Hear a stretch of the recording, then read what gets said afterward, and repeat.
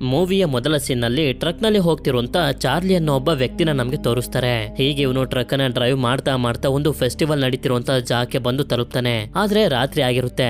ನಂತರ ಯಾವಾಗ ಬೆಳಕಾಗುತ್ತೋ ಇವನಿಗೆ ಸಾಲ ಕೊಟ್ಟಿರೋರು ಫೋನ್ ಮಾಡಿ ಹೇಳ್ತಿರ್ತಾರೆ, ಯಾಕೆ ರೀತಿ ತಪ್ಪಿಸ್ಕೊಂಡು ಓಡಾಡ್ತಿದ್ಯಾ, ದುಡ್ಡನ್ನೇ ಯಾವಾಗ ಕೊಡ್ತೀಯ ಅಂತ. ಅಂದ್ರೆ ಇವನು ತುಂಬಾನೇ ಸಾಲ ಮಾಡ್ಕೊಬಿಟ್ಟಿದ್ದಾನೆ ಅಂತ. ಅದೇ ಸಮಯಕ್ಕೆ 3 ಜನ ಮಕ್ಕಳು ಬಂದು ನಿಮ್ ರೋಬೋಟ್ ಅನ್ನ ತೋರಿಸಿ ಅಂತ ಅಂದಾಗ ಇವನು ಕೂಡ ಸರಿ ಅಂತ ಹೇಳಿ ಇವನ ಹತ್ರ ಇರುವಂತ ಎಂಬುಷ್ ಅನ್ನೋ ಒಂದು ರೋಬೋಟ್ ನ ತೋರ್ಸೋದಕ್ಕೆ ಅಂತ ಕರ್ಕೊಂಡ್ ಬರ್ತಾನೆ. ಆದ್ರೆ ಯಾವಾಗ ಈ ಹುಡುಗಿರು ಫೋಟೋ ತಕೊಳ್ಳೋದಕ್ಕೆ ಬರ್ತಾರೋ ಇವನು ಬಿಡೋದಿಲ್ಲ. ಫೋಟೋ ಬೇಕು ಅಂತಂದ್ರೆ ದುಡ್ಡು ಕೊಡಬೇಕು ಅಂತ ಹೇಳ್ತಾನೆ. ಇದರಿಂದ ಈ ಮಕ್ಕಳು ಇಲ್ಲಿಂದ ಹೊಟ್ಟೋಗ್ತಾರೆ. ನಂತರ ಫೈಟಿಂಗ್ ರಿಂಗ್ ನಲ್ಲಿ ಒಂದು ಗೂಳಿನ ರೆಡಿ ಮಾಡ್ತಿರ್ತಾರೆ. ಚಾರ್ಲಿಯ ರೋಬೋಟ್ ಆ ಗೂಳಿ ಜೊತೆ ಫೈಟ್ ಮಾಡ್ಬೇಕು.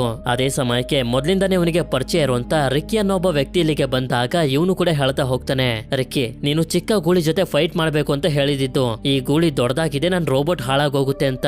ಆಗ ರಿಕ್ಕಿನೂ ಕೂಡ ನೀನ್ ಫೈಟ್ ಮಾಡಿದ್ರೆ ಮಾತ್ರ ನಿನ್ಗೆ ದುಡ್ಡು ಸಿಗೋದು, ಆ ಗೂಳಿ ಜೊತೆ ಫೈಟ್ ಮಾಡಿ ನಿನ್ನ ರೋಬೋಟ್ ಗೆಲ್ತು ಅಂತಂದ್ರೆ ನಿನಗೆ $2,00,000 ನ ಕೊಡ್ತೀನಿ, ಅಥವಾ ನೀನೇನಾದ್ರೂ ಸೋತ್ರೆ ಅಷ್ಟು ದುಡ್ಡನ್ನ ನೀನ್ ನನ್ಗೆ ಕೊಡ್ಬೇಕು. ಅಕಸ್ಮಾತ್ ನೀನೇನಾದ್ರೂ ನನ್ಗೆ ದುಡ್ಡು ಕೊಟ್ಟಿಲ್ಲ ಅನ್ಕೋ, ಎಲ್ಲಿದ್ರು ನಿನ್ನ ಬಿಡೋದಿಲ್ಲ, ಹುಡುಕ್ ಬಿಡ್ತೀನಿ ಅಂತ. ಇವರಿಬ್ಬರ ಮಧ್ಯೆ ಡೀಲ್ ಆಗ್ತಿದ್ದಂಗೆನೆ ಫೈಟ್ ಅನ್ನ ನೋಡೋದಕ್ಕೆ ತುಂಬಾ ಜನರು ಬರ್ತಾರೆ. ಹಾಗೆ ಎಂಬುಷ್ ರೋಬೋಟ್ ಕೂಡ ಒಳಗಡೆ ಬರುತ್ತೆ. ಇಲ್ಲಿ ಆಕ್ಚುಲಿ ಹೇಳ್ಬೇಕು ಅಂತಂದ್ರೆ ಚಾರ್ಲಿ ರೋಬೋಟ್ ಅನ್ನ ರಿಮೋಟ್ ಇಂದ ಕಂಟ್ರೋಲ್ ಮಾಡ್ತಿರ್ತಾನೆ. ನಂತರ ರಿಂಗ್ ನ ಒಳಗಡೆ ಗೂಳಿನ ಬಿಡ್ತಿದ್ದಂಗೆನೆ ಫೈಟ್ ಶುರುವಾಗುತ್ತೆ. ಚಾರ್ಲಿ ಇಷ್ಟೊಂದು ಚೆನ್ನಾಗಿ ಫೈಟ್ ಮಾಡ್ತಿರೋದ್ರಿಂದ ನಮ್ಗೆ ಗೊತ್ತಾಗುತ್ತೆ ಇವನು ತುಂಬಾ ವರ್ಷದಿಂದನೂ ಈ ತರ ರೋಬೋಟ್ ಫೈಟಿಂಗ್ ಅನ್ನ ಮಾಡಿಸ್ತಿದ್ದಾನೆ, ಇದರಲ್ಲಿ ಇವನಿಗೆ ಎಕ್ಸ್ಪೀರಿಯನ್ಸ್ ಇದೆ ಅಂತ. ಆದ್ರೆ ಓವರ್ ಕಾನ್ಫಿಡೆನ್ಸ್ ಇಂದ ಫೈಟ್ ಇಂದ ಇವನ ಫೋಕಸ್ ಹೋಗ್ತಿದ್ದಂಗೆನೆ ಗೂಳಿ ರೋಬೋಟ್ ನ ಮೇಲೆ ಅಟ್ಯಾಕ್ ಮಾಡ್ತಾ ಮಾಡ್ತಾ ಒಂದೊಂದೇ ಪಾರ್ಟ್ಸ್ ಗಳನ್ನ ಕಿತ್ತೆಸ್ತು ಇದನ್ನ ಕಂಪ್ಲೀಟ್ ಆಗಿ ಸರ್ವನಾಶ ಮಾಡ್ಬಿಡುತ್ತೆ. ಅಂದ್ರೆ ಚಾರ್ಲಿ ಫೈಟ್ ಅನ್ನ ಸೋತೋದ ಅಂತ. ನಂತರ ಇವನು ರೋಬೋಟ್ ಅನ್ನ ಎತ್ಕೊಂಡು ಹೋಗೋದಕ್ಕೆ ನೋಡ್ತಿರ್ಬೇಕಾದ್ರೆ ಅದೇ ಸಮಯಕ್ಕೆ ಇಬ್ರು ವ್ಯಕ್ತಿಗಳು ಬಂದು ಹೇಳ್ತಾರೆ, ನಿನ್ಗೆ ಕ್ಯಾರೋಲೈನ್ ನೆನ್ಪಿದಾಳ ಅಂತ. ಆಕ್ಚುಲಿ ಅವಳು ಚಾರ್ಲಿಯ ಗರ್ಲ್ ಫ್ರೆಂಡ್ ಆಗಿದ್ಲು, ಅವಳೀಗ ಸತ್ತೋಗಿದ್ದಾಳೆ, ನಿನ್ ಮಗ ಅನಾಥನಾಗಿದ್ದಾನೆ, ನೀನು ಕೋರ್ಟ್ ಅನ್ನ ಅಟೆಂಡ್ ಮಾಡ್ಬೇಕು ಅಂತ. ಇದನ್ನ ಕೇಳಿ ಇವನ್ಗೂ ಸ್ವಲ್ಪ ಬೇಜಾರಾಗುತ್ತೆ. ನಂತರ ರಿಕ್ಕಿ ಚಾರ್ಲಿನ ಹುಡ್ಕೊಂಡ್ ಬಂದು ನೋಡಿದ್ರೆ ಅವನು ಇಲ್ಲಿರೋದಿಲ್ಲ, ಎಸ್ಕೇಪ್ ಆಗೋಗಿರ್ತಾನೆ. ನಂತರ ನಮ್ಗೆ ಚಾರ್ಲಿಯ ಮಗನಾಗಿರುವಂತ ಮ್ಯಾಕ್ಸ್ ನ ತೋರಿಸ್ತಾರೆ. ಇಲ್ಲಿ ಮ್ಯಾಕ್ಸ್ ನ ತಾಯಿ ಇದ್ರಲ್ಲ ಕ್ಯಾರೋಲಿನ್, ಅವ್ರ ಅಕ್ಕ ಡೆಬ್ರಾ ಕೋರ್ಟ್ ನಲ್ಲಿ ಹೇಳ್ತಿರ್ತಾರೆ, ಮ್ಯಾಕ್ಸ್ ನ ಕಸ್ಟಡಿ ನನಗ್ ಬೇಕು, ಅವನ ತಂದೆ ಒಳ್ಳೆಯವನಲ್ಲ ಅಂತ. ಆದ್ರೆ ಕೋರ್ಟ್ ನವರು ಚಾರ್ಲಿ ಬರ್ಲಿ ಅಂತ ವೇಟ್ ಮಾಡ್ತಿರ್ತಾರೆ. ಆಗ ಚಾರ್ಲಿನೂ ಕೂಡ ಕೋರ್ಟ್ ಹತ್ರ ಬಂದು ತಲುಪ್ತಾನೆ. ಆದ್ರೆ ಇವನಿಗೆ ಇವನ ಮಗನ್ ಮೇಲೆ ಯಾವುದೇ ತರದ ಕೇರ್ ಇರೋದಿಲ್ಲ. ಅದೇ ಸಮಯಕ್ಕೆ ಇವನಿಗೆ ಡೆಬ್ರಾ ಹಾಗೆ ಅವಳ ಹಸ್ಬೆಂಡ್ ಶ್ರೀಮಂತರು ಹಾಗೆ ಇವನ ಮಗ ಮ್ಯಾಕ್ಸ್ ನ ದತ್ತು ತಗೊಳ್ಳೋದಕ್ಕೆ ಪ್ರಯತ್ನ ಪಡ್ತಿದ್ದಾರೆ ಅಂತ ಗೊತ್ತಾಗಿ ಒಂದು ಐಡಿಯಾ ಬರುತ್ತೆ. ಇದರಿಂದ ಇವನು ಕೋರ್ಟ್ ನ ಹೊರಗಡೆ ಬಂದಾಗ ಡೆಬ್ರಾ ಹಸ್ಬೆಂಡ್ ಆಗಿರುವಂತ ಮರ್ಲಿನ್ ಬಂದು ಇವನಿಗೆ ಹೇಳ್ತಾ ಹೋಗ್ತಾನೆ, ಡೆಬ್ರಾ ಮ್ಯಾಕ್ಸ್ ನ ತುಂಬಾನೇ ಪ್ರೀತಿ ಮಾಡ್ತಾಳೆ, ಅವನನ್ನ ದತ್ತು ತಗೊಳ್ಬೇಕು ಅಂತ ಡಿಸೈಡ್ ಮಾಡಿದಾಳೆ ಅಂತ. ಆದ್ರೆ ಚಾರ್ಲಿ ಮಾತ್ರ ಡೈರೆಕ್ಟ್ ಆಗಿ ಹೇಳೇ ಬಿಡ್ತಾನೆ, ನಿಮ್ಗೆ ನನ್ ಮಗ ಬೇಕು ಅಂತಂದ್ರೆ $1,00,000 ನ ಕೊಡ್ಬೇಕು ಅಂತ. ಇವನ್ಗಂತೂ ಮೊದ್ಲು ಶಾಕ್ ಆಗೋಗುತ್ತೆ. ಆದ್ರೂ ಕೂಡ ಡೆಬ್ರಾ ಖುಷಿಗೋಸ್ಕರ ಸರಿ ಅಂತ ಒಪ್ಕೊಂಡು ಹೇಳ್ತಾ ಹೋಗ್ತಾನೆ, ನಾನು ಹಾಗೆ ಡೆಬ್ರಾ ನಮ್ಮ ಫ್ರೆಂಡ್ಸ್ ಗಳ ಜೊತೆ ಟ್ರಿಪ್ ಗೆ ಅಂತ ಇಟಲಿಗೆ ಹೋಗ್ತಿದೀವಿ, ಇನ್ನು 2 ತಿಂಗಳಾದ್ಮೇಲೆನೆ ಬರೋದು, ಅಲ್ಲಿವರೆಗೂ ಮ್ಯಾಕ್ಸ್ ನಿನ್ನ ಹತ್ರನೇ ಇರ್ಲಿ, ಅವನನ್ನ ನಿನ್ನ ಹತ್ರ ಬಿಟ್ಟು ಹೋಗ್ತಿರ್ಬೇಕಾದ್ರೆ ಅರ್ಧ ದುಡ್ಡನ್ನ ಕೊಡ್ತೀನಿ, ಬಂದ ಮೇಲೆ ಇನ್ನ ಅರ್ಧ ದುಡ್ಡನ್ನು ಕೊಡ್ತೀನಿ ಅಂತ. ಅಷ್ಟೇ ಅಲ್ಲದೆ ಇವರಿಬ್ರು ಮತ್ತೊಂದು ಡೀಲ್ ಅನ್ನು ಕೂಡ ಮಾಡ್ಕೋತಾರೆ, ಯಾವುದೇ ಕಾರಣಕ್ಕೂ ಈ ವಿಷಯ ಡೆಬ್ರಾಗೆ ಮಾತ್ರ ಗೊತ್ತಾಗಬಾರ್ದು ಅಂತ. ನಂತರ ಚಾರ್ಲಿ ಇವನ ಮಗನನ್ನ ಇವರಿಗೆ ದತ್ತು ಕೊಡೋದಕ್ಕೆ ಒಪ್ಪಿಗೆ ಇದೆ ಅಂತ ಕೋರ್ಟ್ ನಲ್ಲೂ ಕೂಡ ಹೇಳ್ತಾನೆ. ದುಡ್ಡು ಬರ್ತಿದೆ ಅಂತ ಕನ್ಫರ್ಮ್ ಆಗ್ತಿದ್ದಂಗೆನೆ ಮತ್ತೊಂದು ರೋಬೋಟ್ ಅನ್ನ ತಗೊಳ್ಳೋದಕ್ಕೆ ರೆಡಿ ಆಗ್ತಿರ್ತಾನೆ. ನಂತರ ಯಾವಾಗ ಇವನು ವಾಸ ಮಾಡ್ತಿರುವಂತ ಬಾಕ್ಸಿಂಗ್ ಜಿಮ್ಗೆ ಬರ್ತಾನೋ ಇಲ್ಲಿ ನಮ್ಗೆ ಇವನು ಇಷ್ಟಪಡ್ತಿರುವಂತ ಬೇಯ್ಲಿ ಅನ್ನೋ ಒಬ್ಳು ಹುಡುಗಿನ ತೋರಿಸ್ತಾರೆ.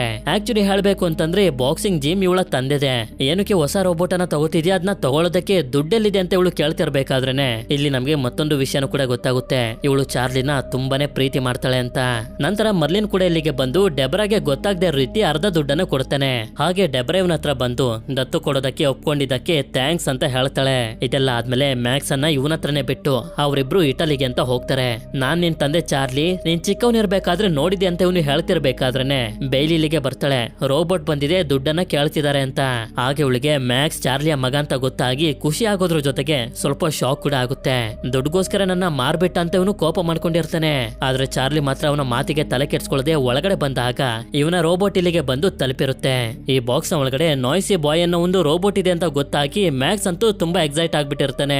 ಯಾಕೆಂತಂದ್ರೆ ಆ ರೋಬೋಟ್ ನ ದೊಡ್ಡ ಫ್ಯಾನ್ ಇವನು, ಆದ್ರೆ ಎಲ್ಲಾ ಫೈಟ್ ಗಳನ್ನ ನೋಡಿರ್ತಾನೆ. ನಂತರ ಅದನ್ನ ಕಣ್ಣಾರೆ ನೋಡಿ ಇವನ ಕಣ್ಣನ್ನೇ ಇವನು ನಂಬೋದಕ್ಕಾಗ್ತಿರೋದಿಲ್ಲ. ಈ ರೋಬೋಟ್ ವಾಯ್ಸ್ ಅನ್ನ ಕೇಳಿಸ್ಕೊಳ್ಳುತ್ತೆ, ಏನ್ ಮಾಡ್ಬೇಕು ಅಂತ ಹೇಳ್ತಾರೋ ಅದನ್ನ ಮಾಡುತ್ತೆ. ಇವನು ಕೂಡ ಒಂದು ಹೆಡ್ಫೋನ್ ಅನ್ನ ಹಾಕೊಂಡು ಕಮೆಂಟ್ ಕೊಡ್ತಾನೆ ಫೈಟ್ ಮಾಡೋದಕ್ಕೆ ಅಂತ. ಆದ್ರೆ ವರ್ಕ್ ಆಗ್ತಾ ಇರೋದ್ರಿಂದ ಇವನಂತೂ ತುಂಬಾ ಕೋಪ ಮಾಡ್ಕೊಬಿಟ್ಟಿರ್ತಾನೆ. ಆಗ ಮ್ಯಾಕ್ಸ್ ಅದನ್ನ ಇಸ್ಕೊಂಡು ಜಪಾನೀಸ್ ನಲ್ಲಿ ಹೇಳಿದಾಗ ಇದು ಫೈಟ್ ಮಾಡೋದಕ್ಕೆ ಶುರು ಮಾಡುತ್ತೆ. ಆದ್ರಿಂದ ಬೇಯ್ಲಿ ಈ ರೋಬೋಟ್ ನ ಜಪಾನೀಸ್ ಇಂದ ಇಂಗ್ಲಿಷ್ ಗೆ ರೀಸೆಟ್ ಮಾಡ್ತಾಳೆ. ನಂತರ ಚಾರ್ಲಿ ಟ್ರೈ ಮಾಡಿದಾಗ ಅದು ಫೈಟ್ ಮಾಡ್ತಿರೋದನ್ನ ನೋಡಿ ತುಂಬಾನೇ ಸಂತೋಷ ಆಗೋಗುತ್ತೆ. ಇದರಿಂದ ಈ ರೋಬೋಟ್ ತಗೊಂಡು ಫೈಟ್ ಮಾಡಿ ದುಡ್ಡು ಸಂಪಾದನೆ ಮಾಡ್ಕೊಂಡು ಬರ್ತೀನಿ ಅಂತ ಹೋಗೋದಕ್ಕೆ ರೆಡಿ ಆಗ್ತಿರ್ತಾನೆ. ಆದ್ರೆ ನೋಡಿದ್ರೆ ಮ್ಯಾಕ್ಸ್ ಟ್ರಕ್ ನ ಕೀನ ತಗೊಂಡಿಟ್ಕೊಬಿಟ್ಟಿರ್ತಾನೆ. ನಾನು ಕೂಡ ನಿನ್ ಜೊತೆ ಬರ್ತೀನಿ, ಇಲ್ಲಂತಂದ್ರೆ ಕೀನ ಗಟರ್ನ ಒಳಗಡೆ ಎಸೋದ್ ಬಿಡ್ತೀನಿ ಅಂತ. ಅದಕ್ಕೆ ಇನ್ನೇನ್ ಮಾಡೋದು ಅಂತ ಇವನನ್ನು ಕೂಡ ಜೊತೆಲಿ ಕರ್ಕೊಂಡು ಹೋಗ್ತಾನೆ. ನಂತರ ಇವರಿಬ್ರು ರೋಬೋಟ್ಸ್ ಗಳ ಫೈಟ್ ನಡೆಯುವಂತ ಅಂಡರ್ ಗ್ರೌಂಡ್ ಅನ್ನೋ ಜಾಗಕ್ಕೆ ಬಂದು ಇವರ ರೋಬೋಟ್ ಆಗಿರುವಂತ ನಾಯ್ಸಿ ಬಾಯ್ನು ಕೂಡ ರೆಡಿ ಮಾಡ್ತಿರ್ತಾರೆ. ಯಾವಾಗ ಇವರು ಮುಂದೆ ಬರ್ತಾರೋ ಇಲ್ಲೇ ನಮಗೆ ಚಾರ್ಲಿಯ ತುಂಬಾ ಒಳ್ಳೆ ಫ್ರೆಂಡ್ ಆಗಿರುವಂತ ಫಿನ್ ನ ತೋರಿಸ್ತಾರೆ. ಈ ಜಾಗದಲ್ಲಿ ಫೈಟ್ ಅನ್ನು ನಡೆಸ್ತಿರೋದು ಇವನೇ. ಅಷ್ಟೇ ಅಲ್ದೆ ಇವರೆಲ್ಲರೂ ನಾಯ್ಸಿ ಬಾಯ್ ರೋಬೋಟ್ ನ ನೋಡಿ ತುಂಬಾನೇ ಸಂತೋಷ ಪಡ್ತಿರ್ತಾರೆ. ಯಾಕೆಂತಂದ್ರೆ ಇದೊಂದು ಗ್ರೇಟೆಸ್ಟ್ ರೋಬೋಟ್. ಇದರಿಂದ ಫಿನ್ ಚಾರ್ಲಿಗೆ ಒಂದು ಸಣ್ಣ ಫೈಟ್ ಅನ್ನು ಆಫರ್ ಮಾಡ್ತಾನೆ. ಈ ಫೈಟ್ ಅಲ್ಲಿ ಏನಾದ್ರೂ ನೀನ್ ಗೆದ್ರೆ ನಿನ್ಗೆ $5,000 ಸಿಗುತ್ತೆ ಅಂತ. ಆದ್ರೆ ಚಾರ್ಲಿ ಮಾತ್ರ ಇದಕ್ಕೆ ಒಪ್ಕೊಳ್ಳೋದಿಲ್ಲ. ಇದು ನಾಯ್ಸಿ ಬಾಯ್ ರೋಬೋಟ್, ದೊಡ್ಡ ಚಾಲೆಂಜ್ ಇದ್ರೆ ಹೇಳು ಅಂತ. ಇದರಿಂದ ಫಿನ್ ಕೂಡ ಹೇಳ್ತಾನೆ, ಒಂದು ಸ್ಟ್ರಾಂಗೆಸ್ಟ್ ರೋಬೋಟ್ ಇದೆ, ಅದ್ರ ಮೇಲೆ ನೀನು ಫೈಟ್ ಮಾಡಿ ಗೆದ್ರೆ $50,000 ಸಿಗುತ್ತೆ ಅಂತ. ಮ್ಯಾಕ್ಸ್ ಚಾರ್ಲಿಗೆ ಹೇಳ್ತಿರ್ತಾನೆ ಸಣ್ಣ ಪುಟ್ಟ ಫೈಟ್ ಅನ್ನೇ ಮಾಡ್ಕೊಂಡು ಹೊಟ್ಟೋಗೋಣ ಅಂತ. ಆದ್ರೆ ಇವನ್ ಮಾತ್ರ ಮ್ಯಾಕ್ಸ್ ನ ಮಾತನ್ನೇ ಕೇಳೋದಿಲ್ಲ. ನಂತರ ಎಲ್ಲಾ ತಯಾರಿ ಮಾಡ್ಕೋತಾರೆ. ನಾಯ್ಸಿ ಬಾಯ್ ವಿರುದ್ಧ ಫೈಟ್ ಮಾಡ್ತಿರುವಂತ ರೋಬೋಟ್ ನ ಹೆಸರು ಮಿಡಾಸ್ ಅಂತ. ಇದರ ಮಾಸ್ಟರ್ ಕೂಡ ಇಲ್ಲೇ ಇರ್ತಾನೆ. ಈ ರೋಬೋಟ್ ತುಂಬಾನೇ ಸ್ಟ್ರಾಂಗ್ ಆಗಿರುತ್ತೆ. ಹಾಗೆ ಚಾರ್ಲಿ ಕೂಡ ಇವನ ರೋಬೋಟ್ ಅನ್ನ ರಿಂಗ್ ನ ಒಳಗಡೆ ಇಳಿಸೇ ಬಿಡ್ತಾನೆ. ಫೈಟ್ ಶುರು ಆಗ್ತಿದ್ದಂಗೆನೆ ಏನೇನ್ ಮಾಡ್ಬೇಕು ಅಂತ ಚಾರ್ಲಿ ನಾಯ್ಸಿ ಬಾಯ್ ಗೆ ಹೇಳ್ತಾ ಫೈಟ್ ಮಾಡಿಸ್ತಿರ್ತಾನೆ. ಮೊದ್ಲು ಎಲ್ಲಾನು ಚೆನ್ನಾಗಿ ಇರುತ್ತೆ. ಆದ್ರೆ ಈ ಮಿಡಾಸ್ ರೋಬೋಟ್ ಕೂಡ ಏನು ಕಮ್ಮಿ ಆಗಿರೋದಿಲ್ಲ. ತುಂಬಾ ಭಯಂಕರವಾಗಿ ಫೈಟ್ ಮಾಡೋದಕ್ಕೆ ಶುರು ಮಾಡುತ್ತೆ. ಅದು ಫೈಟ್ ಮಾಡ್ತಿರೋದನ್ನ ನೋಡಿ ಚಾರ್ಲಿಗೆ ಏನ್ ಮಾಡ್ಬೇಕು ಅಂತ ಅರ್ಥ ಆಗೋದಿಲ್ಲ. ತುಂಬಾ ಗಾಬರಿ ಮಾಡ್ಕೊಬಿಡ್ತಾನೆ. ಇದರಿಂದ ನೋಡ್ತಿದ್ದಂಗೆನೆ ಮಿಡಾಸ್ ಎಲ್ಲರ ಕಣ್ಣ ಮುಂದೆನೆ ನಾಯ್ಸಿ ಬಾಯ್ ನ ಸರ್ವ ನಾಶ ಮಾಡಕ್ ಬಿಡುತ್ತೆ. ನಂತರ ಚಾರ್ಲಿ ನಾಯ್ಸಿ ಬಾಯ್ ಸ್ಥಿತಿನ ನೋಡಿ ಹೇಳ್ತಿರ್ತಾನೆ, ಒಂದೇ ಒಂದ್ ದಿವಸಕ್ಕೆ ಇದು ನಾಶ ಆಗೋಯ್ತು ಅಂತ. ಅದಕ್ಕೆ ಮ್ಯಾಕ್ಸ್ ಕೂಡ ಇವನಿಗೆ ಹೇಳ್ತಾ ಹೋಗ್ತಾನೆ, ಇದರಲ್ಲಿ ನಾಯ್ಸಿ ಬಾಯ್ದು ತಪ್ಪಿರ್ಲಿಲ್ಲ, ತಪ್ಪೆಲ್ಲ ನಿಂದೆ. ಈ ಫೈಟ್ಗೋಸ್ಕರ ನೀನು ರೆಡಿ ಆಗಿರ್ಲಿಲ್ಲ. ನಾಯ್ಸಿ ಬಾಯ್ ನ ಹೇಗ್ ಕಂಟ್ರೋಲ್ ಮಾಡ್ಬೇಕು ಅಂತಾನು ಕೂಡ ನಿನಗೆ ಸರಿಯಾಗಿ ಗೊತ್ತಿರ್ಲಿಲ್ಲ. ಸೀದಾ ಫೈಟ್ ಮಾಡೋದಕ್ಕೆ ಬಂದು ಈ ರೋಬೋಟ್ ನ ಹಾಳು ಮಾಡಿದೆ ಅಂತ. ಅದಕ್ಕೆ ಇವನಿಗೆ ಇನ್ನೂ ಕೂಡ ಕೋಪ ಬಂದು ಹೋಗಿ ಟ್ರಕ್ ನ ಒಳಗಡೆ ಕುಂತ್ಕೊ ಅಂತ ಮ್ಯಾಕ್ಸ್ ಗೆ ಬೈದು ಕಳಿಸ್ತಾನೆ. ನಂತರ ಇವರಿಬ್ರು ಮನೆಗೆ ಹೋಗ್ತಿರ್ಬೇಕಾದ್ರೆ ಚಾರ್ಲಿ ನಾನೊಂದಷ್ಟು ರೋಬೋಟ್ಸ್ ಗಳ ಪಾರ್ಟ್ಸ್ ಅನ್ನ ತಗೊಳ್ಬೇಕು ಅಂತ ಇವನನ್ನ ಕರ್ಕೊಂಡು ಇಲ್ಲಿಗಲ್ಲಾಗಿ ಒಂದು ಜಂಕಿ ಅಡಿಗೆ ಬರ್ತಾನೆ. ಹೀಗೆ ಇವರಿಬ್ರು ಯಾರ ಕಣ್ಗೂ ಕಾಣಿಸ್ದೆ ರೋಬೋಟ್ಸ್ ಗಳ ಪಾರ್ಟ್ಸ್ ಅನ್ನ ಹುಡುಕ್ತಿರ್ಬೇಕಾದ್ರೆ ಅದೇ ಸಮಯಕ್ಕೆ ಮಳೆ ಕೂಡ ಸ್ಟಾರ್ಟ್ ಆಗೋಗುತ್ತೆ. ಅಂದಂಗೆ ಹೇಳ್ಬೇಕು ಅಂತಂದ್ರೆ ಈ ಜಾಗದಲ್ಲಿ ರೋಬೋಟ್ಸ್ ಗಳ ಕ್ರೇಜ್ ಸ್ಟಾರ್ಟ್ ಆದಾಗಿಂದನು ಇಲ್ಲಿವರೆಗೂ ಇರುವಂತ ಎಲ್ಲಾ ರೋಬೋಟ್ಸ್ ಗಳ ಬಾಡಿ ಪಾರ್ಟ್ಸ್ ಗಳು ಸಿಗ್ತವೆ. ಅದೇ ಸಮಯಕ್ಕೆ ಚಾರ್ಲಿನು ಕೂಡ ಮ್ಯಾಕ್ಸ್ ಗೆ ಹೇಳ್ತಾ ಹೋಗ್ತಾನೆ, ಈ ರೋಬೋಟ್ಸ್ ಗಳ ಕ್ರೇಜ್ ಯಾವ ರೀತಿ ಸ್ಟಾರ್ಟ್ ಆಯ್ತು ಅಂತ. ಮೊದ್ಲು ಎಲ್ಲರೂ ಮನುಷ್ಯರ ಬಾಕ್ಸಿಂಗ್ ಅನ್ನ ನೋಡೋದಕ್ಕೆ ಇಷ್ಟಪಡ್ತಿದ್ರು. ಆದ್ರೆ ಕಾಲ ಕಳಿತಾ ಅದು ಬೋರ್ ಆಗೋಯ್ತು. ಇನ್ನು ಕೂಡ ಜಾಸ್ತಿ ಕ್ರೂರವಾಗಿರುವಂತ ಫೈಟ್ ಅನ್ನ ನೋಡ್ಬೇಕು ಅಂತ. ಆಗ ಶುರುವಾಗಿದ್ದೆ ರೋಬೋಟ್ಸ್ ಗಳ ಬಾಕ್ಸಿಂಗ್. ಹೀಗೆ ಇವರಿಬ್ರು ಮಾತಾಡ್ತಿರ್ಬೇಕಾದ್ರೆ ಮ್ಯಾಕ್ಸ್ ಆಳೆ ಇರುವಂತ ಒಂದು ಜಾಗದಲ್ಲಿ ನಿಂತಿರ್ತಾನೆ. ಅದೇ ಸಮಯಕ್ಕೆ ಈ ಜಾಗ ಕುಸ್ತು ಇನ್ನೇನು ಇವನು ಕೆಳಗಡೆ ಹೋಗಿ ಬೀಳ್ಬೇಕು ಅಂತ ಅನ್ಕೊಳ್ಳೋಷ್ಟರಲ್ಲಿ ನೋಡಿದ್ರೆ ಒಂದು ರೋಬೋಟ್ ನ ಕೈಗೆ ಇವನ ಬಟ್ಟೆ ಸಿಗಾಕೊಂಡಿರುತ್ತೆ. ಅದೇ ಸಮಯಕ್ಕೆ ಚಾರ್ಲಿನು ಕೂಡ ಗಾಬರಿ ಪಟ್ಕೊಂಡು ಇಲ್ಲಿಗೆ ಬಂದು ಹುಷಾರಾಗಿ ಇವನನ್ನ ಕಾಪಾಡಿ ಮೇಲಕ್ಕೆ ಕರ್ಕೊಂಡು ಬರ್ತಾನೆ. ಆಗ ಇವನಿಗೆ ಮತ್ತೆ ಜೀವ ಬಂದಂಗಾಗುತ್ತೆ. ಆಗ ಮ್ಯಾಕ್ಸ್ ಗೆ ಇವನ ಜೀವ ಕಾಪಾಡಿರುವಂತ ರೋಬೋಟ್ ಕಾಣಿಸಿ ಇದನ್ನ ಎತ್ಕೊಂಡು ಹೋಗೋಣ ಅಂತ ಹೇಳ್ತಾನೆ. ಆದ್ರೆ ಚಾರ್ಲಿ ಮಾತ್ರ ಆಗೋದಿಲ್ಲ ಅಂತ ಹೇಳಿ ಇಲ್ಲಿಂದ ಹೊಟ್ಟೋಗ್ತಾನೆ. ಇದರಿಂದ ಇವನೊಬ್ನೇ ರೋಬೋಟ್ ಅನ್ನ ಹೊರಗಡೆ ತೆಗೆಯೋದಕ್ಕೆ ಶುರು ಮಾಡ್ತಾನೆ. ನಂತರ ರಾತ್ರಿ ಕಳೆದು ಬೆಳಕಾಗುತ್ತೆ. ಇವನು ಕೂಡ ರೋಬೋಟ್ ನ ತಗೊಂಡು ಟ್ರಕ್ ಹತ್ರ ಬಂದಾಗ ಚಾರ್ಲಿಯ ಮೇಲಂತೂ ತುಂಬಾನೇ ಕೋಪ ಮಾಡ್ಕೊಂಡಿರ್ತಾನೆ. ಇದಾದ್ಮೇಲೆ ಇವರಿಬ್ರು ಬಾಕ್ಸಿಂಗ್ ಜಿಮ್ ಹತ್ರ ಬಂದು ತಲುಪ್ತಾರೆ. ಆದ್ರೆ ಬೈಲಿ ಮಾತ್ರ ಚಾರ್ಲಿ ಮೇಲೆ ತುಂಬಾನೇ ಕೋಪ ಮಾಡ್ಕೊಂಡಿರ್ತಾಳೆ. ಈ ರೀತಿ ರೋಬೋಟ್ಸ್ ಗಳನ್ನ ಹಾಳು ಮಾಡ್ಕೊಂಡು ಬರ್ತಿದ್ರೆ ಜೀವನ ಹೇಗ್ ನಡೆಯುತ್ತೆ, ದುಡ್ಡನ್ನ ಹೇಗ್ ಸಂಪಾದನೆ ಮಾಡ್ತೀಯ ಅಂತ. ಅದಕ್ಕೆ ಇವಳು ಡಿಸೈಡ್ ಮಾಡ್ಬಿಟ್ಟಿರ್ತಾಳೆ, ಇವನನ್ನ ನಂಬ್ಕೊಂಡಿದ್ರೆ ಆಗೋದಿಲ್ಲ. ಈ ಬಾಕ್ಸಿಂಗ್ ಜಿಮ್ ಅನ್ನ ಬೇರೆ ಯಾವ್ದಕ್ಕಾದ್ರೂ ಉಪಯೋಗಿಸ್ಕೊಂಡು ನನ್ ಜೀವನ ನಾನು ನೋಡ್ಕೋಬೇಕು ಅಂತ. ಅದಕ್ಕೆ ಇವನು ಕೂಡ ಕೊನೆಯದಾಗಿ ಕೇಳ್ಕೊತಾನೆ, ನೆನ್ನೆ ಮ್ಯಾಕ್ಸ್ ಒಂದು ರೋಬೋಟ್ ಅನ್ನು ಹುಡುಕಿ ಅದನ್ನ ರೆಡಿ ಮಾಡ್ಕೊಟ್ಬಿಡು, ಯಾವ್ದಾದ್ರು ಸಣ್ಣ ಪುಟ್ಟ ಕೆಲ್ಸಕ್ಕೆ ಯೂಸ್ ಮಾಡ್ಕೋತೀನಿ ಅಂತ. ಆದ್ರೆ ಮ್ಯಾಕ್ಸ್ ಮಾತ್ರ ಇದಕ್ಕೆ ಒಪ್ಕೊಳ್ತಾನೆ ಇರೋದಿಲ್ಲ. ಇದನ್ನ ಹೊರಗಡೆ ತೆಗ್ದಿರೋದು ನಾನು ನನ್ ರೋಬೋಟ್ ಅಂತ ಹೇಳ್ತಿರ್ತಾನೆ. ನಂತರ ಬೇಲಿನೂ ಕೂಡ ಇದನ್ನ ಚಾರ್ಜ್ ಮಾಡಿ ಆನ್ ಮಾಡಿದಾಗ ಇದು ಆಕ್ಟಿವೇಟ್ ಆಗಿದ್ದನ್ನ ನೋಡಿ ಮ್ಯಾಕ್ಸ್ಗಂತೂ ತುಂಬಾನೇ ಸಂತೋಷ ಆಗೋಗುತ್ತೆ. ಅಷ್ಟೇ ಅಲ್ಲದೆ ಈ ರೋಬೋಟ್ ಮ್ಯಾಕ್ಸ್ ಯಾವ ರೀತಿ ತಲೆನ ಆಡಿಸ್ತಿರ್ತಾನೋ ಇದು ಕೂಡ ಅದೇ ರೀತಿ ತಲೆ ಆಡಿಸ್ತಿರುತ್ತೆ. ಅಂದ್ರೆ ಇದ್ರೊಳಗಡೆ ಒಬ್ರನ್ನ ನೋಡಿ ಅದೇ ರೀತಿ ಕಾಪಿ ಮಾಡುವಂತ ಶಕ್ತಿ ಇದೆ ಅಂತ. ಇದಾದ್ಮೇಲೆ ಬೇಲಿ ಒಂದು ರಿಮೋಟ್ ಅನ್ನ ಈ ರೋಬೋಟ್ಗೆ ಕನೆಕ್ಟ್ ಮಾಡಿ ಕೊಟ್ಟು ಇದರಿಂದ ಇದನ್ನ ನೀನು ಕಂಟ್ರೋಲ್ ಮಾಡಬಹುದು ಅಂತ ಹೇಳ್ತಿರ್ತಾಳೆ. ಇಲ್ಲಿ ಆಕ್ಚುಲಿ ಹೇಳ್ಬೇಕು ಅಂತಂದ್ರೆ ಬೇಲಿ ಚಾನ್ಸ್ ಸಿಕ್ತಾಗೆಲ್ಲ ಇವನ್ ಜೊತೆ ಪ್ರೀತಿಯಿಂದ ಮಾತಾಡ್ತಿರ್ತಾಳೆ. ಇದೇ ಖುಷಿಲಿ ಮ್ಯಾಕ್ಸ್ ಬದಿ ಆಗಿರುವಂತ ಈ ರೋಬೋಟ್ ನ ಕ್ಲೀನ್ ಮಾಡೋದಕ್ಕೆ ಶುರು ಮಾಡ್ತಾನೆ. ಹೀಗೆ ಕ್ಲೀನ್ ಮಾಡ್ತಿರ್ಬೇಕಾದ್ರೆ ಇದ್ರ ಮೇಲೆ ಆಟೋಮ್ ಅಂತ ಬರ್ದಿರೋದನ್ನ ನೋಡಿ ಇವನಿಗೆ ಗೊತ್ತಾಗೋಗುತ್ತೆ. ಇದ್ರ ಹೆಸರು ಆಟೋಮ್ ಅಂತ. ಅದಕ್ಕೆ ಇವನು ಬಂದು ಹೇಳ್ತಿರ್ತಾನೆ, ಆಟಮ್ ನ ಕರ್ಕೊಂಡು ನಾವು ರೋಬೋಟ್ ಫೈಟಿಂಗ್ ಗೆ ಹೋಗ್ಬೇಕು ಅಂತ.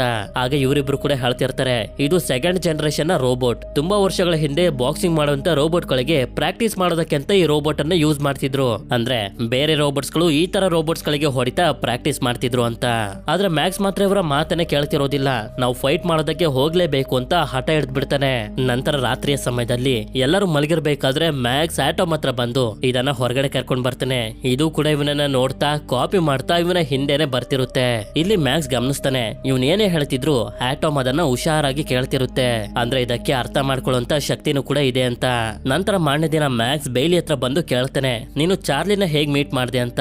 ಆಗ ಇವಳು ಕೂಡ ಹೇಳ್ತಾ ಹೋಗ್ತಾಳೆ, ಚಾರ್ಲಿ ಮೊದ್ಲು ಒಬ್ಬ ಬಾಕ್ಸರ್ ಆಗಿದ್ದ, ನನ್ನ ತಂದೆನೆ ಅವನಿಗೆ ಕೋಚ್ ಆಗಿ ಟ್ರೈನಿಂಗ್ ಕೊಡ್ತಿದ್ದು ಅಂತ ಹೇಳಿ ಮತ್ತೊಂದು ವಿಷಯನೂ ಕೂಡ ಹೇಳ್ತಾ ಹೋಗ್ತಾಳೆ. ಚಾರ್ಲಿ ತುಂಬಾನೇ ಫೇಮಸ್ ಆಗಿದ್ದಂತ ವರ್ಲ್ಡ್ ಚಾಂಪಿಯನ್ ಬಾಕ್ಸರ್ ನ ಜೊತೆ ಫೈಟ್ ಮಾಡಿ ಅವನಿಗೆ ಮಣ್ಣು ಮುಗಿಸಿದ್ದ ಅಂತ. ಆಗ ಚಾರ್ಲಿನೂ ಕೂಡ ಬಂದು ಹೇಳ್ತಾ ಹೋಗ್ತಾನೆ, ಹೌದು ಅದು ನಿಜಾನೇ, ಆದ್ರೆ ಅದಾದ್ಮೇಲೆ ನಾನು ಮಾಡಿದಂತ ಎಲ್ಲಾ ಫೈಟ್ ನಲ್ಲೂ ಸೋತೋದೆ. ಅಷ್ಟೊತ್ತಿಗೆ ಮನುಷ್ಯರ ಬಾಕ್ಸಿಂಗ್ ಕೂಡ ನಿಂತೋಯ್ತು ಅಂತ. ಇದಾದ್ಮೇಲೆ ಚಾರ್ಲಿ ಬೈಲಿಗೆ ಹೇಳ್ತಾನೆ, ನೀನ್ ಆಸೆ ಪಟ್ಟಂಗೆ ನಾನು ಈ ಜಾಗನ ಬಿಟ್ಟು ಹೋಗ್ತಿದ್ದೀನಿ, ದುಡ್ಡನ್ನ ಸಂಪಾದನೆ ಮಾಡಿ ಬೇರೆ ರೋಬೋಟ್ ಅನ್ನ ತಗೊಳ್ಳೋದಕ್ಕೆ ಅಂತ. ಇದರಿಂದ ಇವಳಿಗೆ ಬೇಜಾರಾಗ್ತಿರುತ್ತೆ, ಏನು ಮಾತಾಡೋದಕ್ಕೆ ಆಗೋದಿಲ್ಲ ಸರಿ ಅಂತ ಹೇಳ್ಬಿಡ್ತಾಳೆ. ನಂತರ ಚಾರ್ಲಿ ದುಡ್ಡನ್ನ ಅರೇಂಜ್ ಮಾಡೋದಕ್ಕೆ ಅಂತ ಮ್ಯಾಕ್ಸ್ ಅನ್ನ ಕರ್ಕೊಂಡು ರೋಬೋಟ್ಸ್ ಗಳ ಚಾಂಪಿಯನ್ಶಿಪ್ ಫೈಟ್ ನಡೀತಿರುವಂತ ಸ್ಟೇಡಿಯಂ ಹತ್ರ ಬಂದು ತಲುಪ್ತಾನೆ. ಇಲ್ಲೇ ನಮ್ಗೆ ಜ್ಯೂಸ್ ಅನ್ನೋ ಒಂದು ರೋಬೋಟ್ ನ ಬಗ್ಗೆ ಗೊತ್ತಾಗುತ್ತೆ. ಇದುವರೆಗೂ ಒಂದು ಫೈಟ್ ಅನ್ನು ಕೂಡ ಇದು ಸೋತಿರೋದಿಲ್ಲ. ಆಗ ಚಾರ್ಲಿ ಮ್ಯಾಕ್ಸ್ ನ ಇಲ್ಲೇ ಇರೋದಕ್ಕೆ ಕೇಳಿ ಒಳಗಡೆ ಹೋಗ್ತಾನೆ. ಆಗ ಇಲ್ಲಿಗೆ ಫೈಟ್ ಅನ್ನ ಮುಗಿಸಿ ಜ್ಯೂಸ್ ರೋಬೋಟ್ ಬರುತ್ತೆ. ಇಲ್ಲಿ ನಮ್ಗೆ ಈ ರೋಬೋಟ್ ನ ಓನರ್ ಆಗಿರುವಂತ ಫೆರ್ರಾ ಅನ್ನೊಬ್ಳು ಲೇಡಿನ ತೋರಿಸ್ತಾರೆ. ಹಾಗೆ ಇವನ ಹೆಸರು ಟಾಕ್ ಮಶಿಡೋ ಅಂತ. ಇವನೇ ಈ ರೋಬೋಟ್ ನ ಡಿಸೈನ್ ಮಾಡಿರೋದು. ಹೇಳ್ಬೇಕು ಅಂತಂದ್ರೆ ಇವರಿಬ್ರಿಗೂ ತುಂಬಾನೇ ಅಹಂಕಾರ ಇರುತ್ತೆ. ಇದುವರೆಗೂ ನಮ್ ರೋಬೋಟ್ ಒಂದು ಫೈಟ್ ಅನ್ನು ಕೂಡ ಸೋತಿಲ್ಲ ಅಂತ. ಅಷ್ಟೇ ಅಲ್ಲದೆ ಜ್ಯೂಸ್ ರೋಬೋಟ್ ಚಾಂಪಿಯನ್ ಕೂಡ. ಇಲ್ಲಿ ಮ್ಯಾಕ್ಸ್ ಗಂತೂ ಜ್ಯೂಸ್ ನ ಮೊದಲನೇ ಸಲ ಕಣ್ಣಾರೆ ನೋಡಿ ತುಂಬಾನೇ ಸಂತೋಷ ಆಗೋಗುತ್ತೆ.